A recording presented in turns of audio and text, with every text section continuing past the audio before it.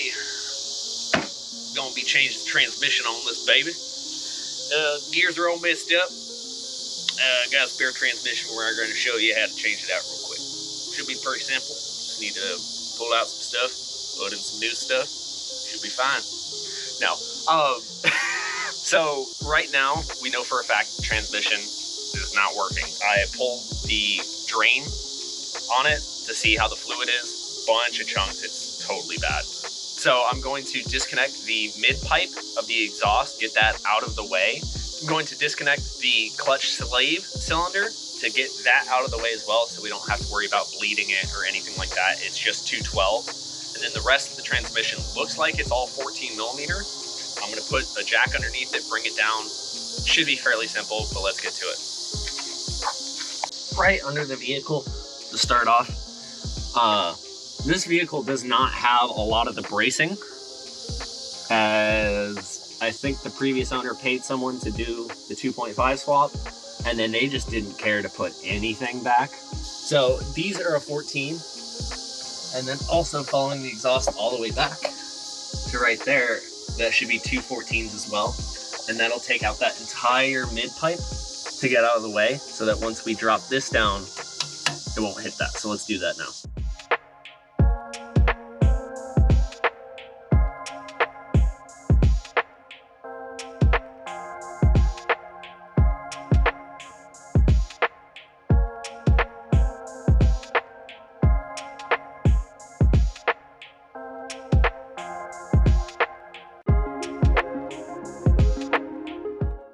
So it's pretty tight underneath the car to try and get the slave cylinder off. So I'm just gonna handle that as a 12 mil with 2 bolts. Chelsea is going to remove the inner bolt. Inner bolt. The inner boot for the shifter. And then also I believe that there's a couple 10 or 12 mils on top to get the shifter assembly out. I think that we could skip that, but to be on the safe side, we're gonna pull it off and get it out of the way. So I gotta take this little baby off here. Now, normally you would take the console out, which is a few bolts and stuff, but I've already got it out. Since I was cleaning the interior, it looks a lot better than it did. Anyway, you got 10 millimeter here, one right here, one here, and one here. We just gotta pop this wiring harness thing up.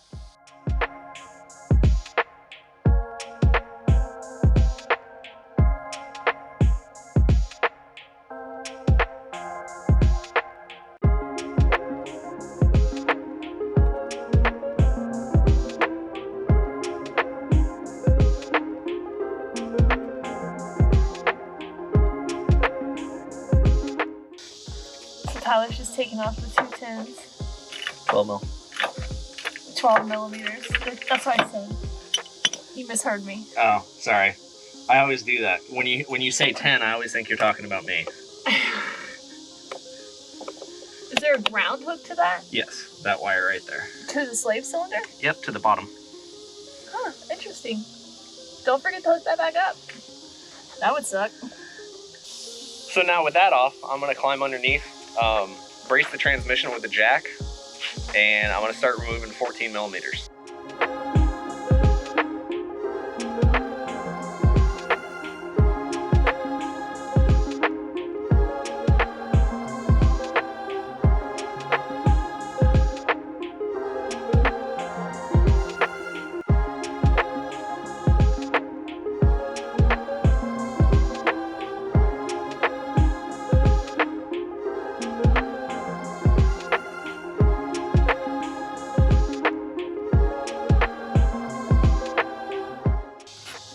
These wires, there's 4, and if you have another person, you can unplug them from up high.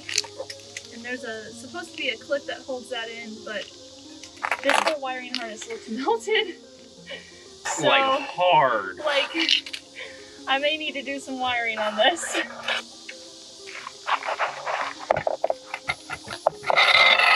Yeah. This fits. With all the bugs behind this, but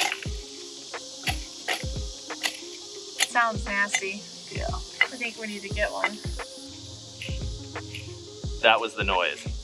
So we definitely need a new throwout bearing. Ooh. Ooh. And when you have a bad throwout bearing, you throw it out. We do need this clutch fork though. I do. I actually need that throwout bearing. I should be that fork. I'm gonna need to find out which one we need. It's gone forever now.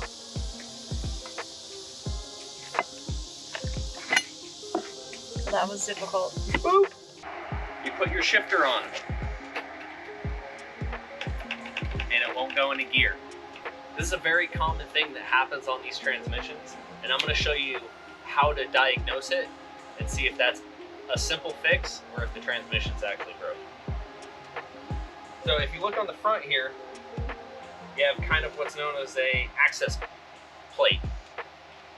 Normally what happens in shipping, you have your selector forks, and one of them gets stuck over, not allowing you to go into the first and second gear, but it'll let you go over to fifth, sixth, third, and fourth, but it won't let anything connect in.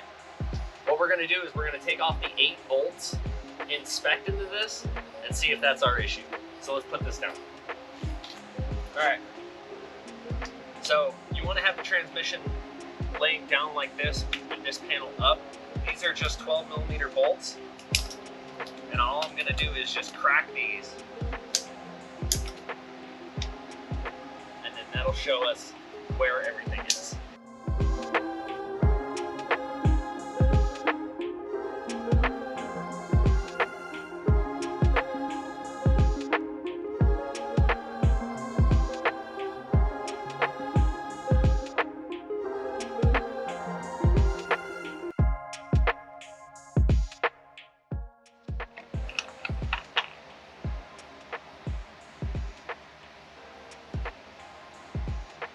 So that right there was our issue.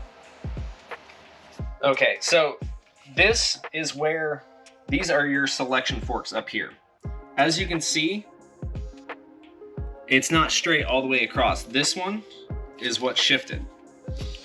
So that was locking us out on our gears, which was this one right here.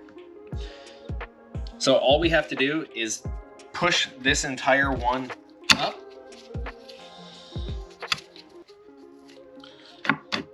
Or back down. There we go.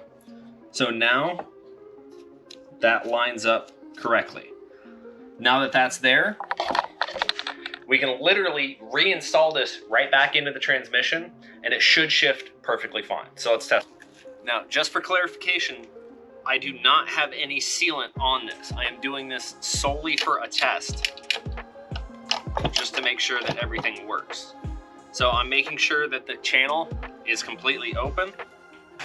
The other thing that I'm going to have to do, because this did shift, is I actually have to move this synchro back. Now that's in neutral. So when I took this off, this is the selector gear basically. So once we pulled this off, this was actually pressed over like that, which was in gear. So you want to make sure that it's floating in between like that. So now everything should slide on. So let's try that now.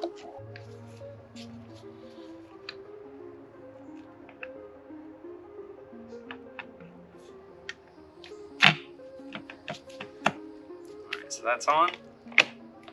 Boom, there's first. So now it's actually wanting to go into gear.